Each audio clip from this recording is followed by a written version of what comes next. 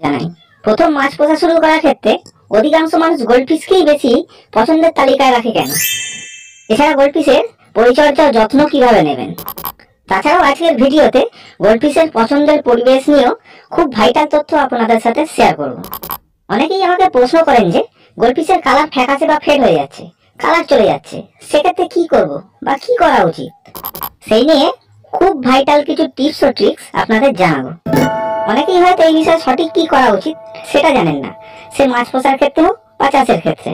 আর অনেকেরই এই বিষয়ে জানাটা ভীষণ জরুরি, সুতরাং ভিডিওর কোনো অংশই কোনোভাবে ছেড়ে যাবেন না। আর আমি শিওর এই সমস্ত টিপস বিভিন্ন সময়ে আপনাদের অনেক কাজে লাগবে। বন্ধুরা, শুরুতেই বলে নিই, গোল্ডফিশ পৃথিবীর মধ্যে সবচেয়ে প্রাচীন মাছ। প্রায় 1000 বছর আগে চীন দেশে প্রথম একে শখের মাছ হিসাবে পোষা শুরু হয়। আর এর বিজ্ঞানসম্মত নাম কারাসিয়াস অরাটাস। প্রথমে কিন্তু এদের কালার ছিল না, পরবর্তী সময় চীনের প্রকৃতি বিজ্ঞানীরাই মিউটেশনের দ্বারা মাছটির কালার আনতে পেরেছে।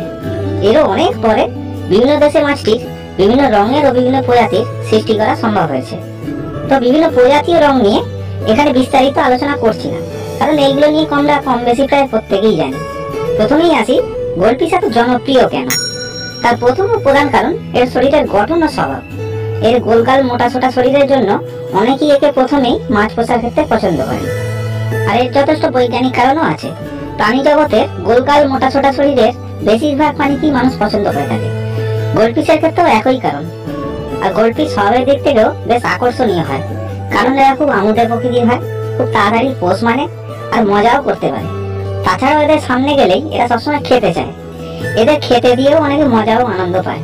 এছাড়া গোল্ডফিশ ভীষণ শান্ত স্বভাবের হয়, তাই যে কোনো কমিউনিটি ট্যাঙ্কে অন্যান্য মাছের সঙ্গেও এদের রাখা যায়। দ্বিতীয় কারণ, গোল্ডফিশ ঠান্ডা জলে মাছ হওয়া সত্ত্বেও পৃথিবীর বিভিন্ন দেশের আবহাওয়াতেও মানিয়ে নিতে পারে। আমাদের দেশের মতো গ্রীষ্মমণ্ডলীয় দেশেও ওরা খুব ভালোভাবে মানিয়ে নিয়েছে। এদের জন্য জলের তাপমাত্রা 18 ডিগ্রি থেকে 26 ডিগ্রি সেন্টিগ্রেডের মধ্যে হলে ওরা খুব ভালো থাকে। আর গোল্ডফিশের ক্ষেত্রে একটা মস্ত সুবিধা, এরা শীতকালেও খুব ভালো থাকে, হিটার দেওয়ার প্রয়োজনই পড়ে না, কারণ এরা শীতের দেশেরই মাছ। আর আমাদের দেশ ভারত ও বাংলাদেশে সারা বছর যে ধরনের তাপমাত্রা থাকে খুব সহজেই এরা মানিয়ে নিতে পেরেছে। এক কথায় বলতে গেলে শীতের দেশ হোক বা গরমের দেশ, সব জায়গাতেই এরা খুব ভালোভাবে থাকে। তৃতীয় কারণ, খাদ্যাভ্যাস। এরা সর্বভোগ মাছ, সব ধরনের খাবারই এরা খায়। শুকনো গুঁড়ো দানা খাবার, এছাড়াও বিভিন্ন ধরনের জ্যান্ত খাবার, যেমন সুজি পোকা বা ডাকনিয়া, ইউফেক্স বা কেঁচো, মশার লার্ভা, পিউপা। তাছাড়াও বিভিন্ন ধরনের জলজ উদ্ভিদও এরা খায়। চতুর্থ কারণ, গোল্ডফিশ 10 থেকে 15 বছর পর্যন্ত বেঁচে থাকতে পারে, আর এরা অনেকটা বড় হয়। বিভিন্ন জাতের গোল্ডফিশের সাইজ 6 ইঞ্চি থেকে 16 ইঞ্চি পর্যন্ত বাড়তে পারে।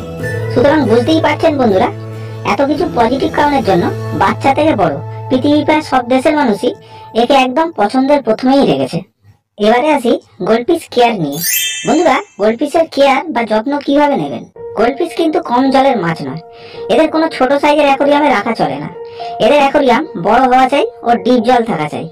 উদাহরণ দেওয়ার জন্য বলি, একটা 20 গ্যালনের ট্যাঙ্কে মাত্র 4 থেকে 5 পিস মাঝারি সাইজের গোল্ডফিশ রাখাই ভালো হবে, তাহলে এরা সুস্থ থাকবে।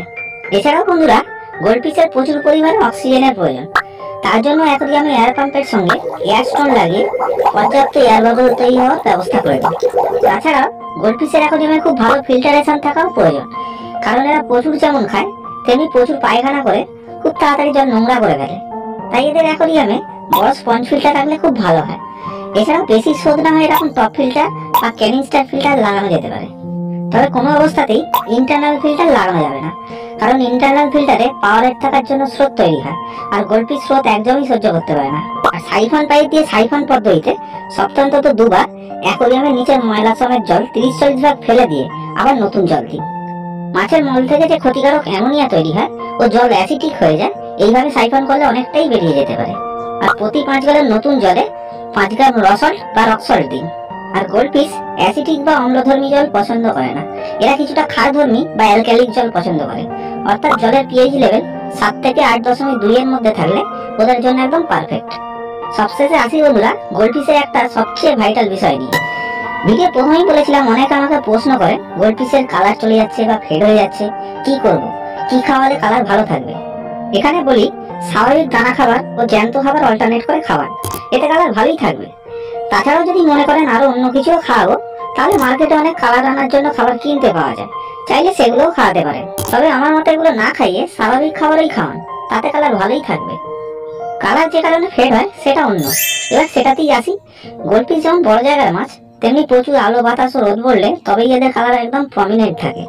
কিন্তু ঘরের মধ্যে অ্যাকোরিয়াম থাকলে রোদ পড়া তো সম্ভব নয় বন্ধুরা, তাই সূর্যের আলো তৈরি হয়, মার্কেটে এরকম লাইট কিনতে পাওয়া যায়, আপনারা সেটা লাগান। এই লাইটগুলো প্ল্যান্টেড অ্যাকোরিয়ামেই লাগানো হয়। এছাড়াও আরেকটা কাজ করুন, একটা 2-3 ইঞ্চির কাঠকয়লার টুকরো অ্যাকোরিয়ামে রেখে দিন।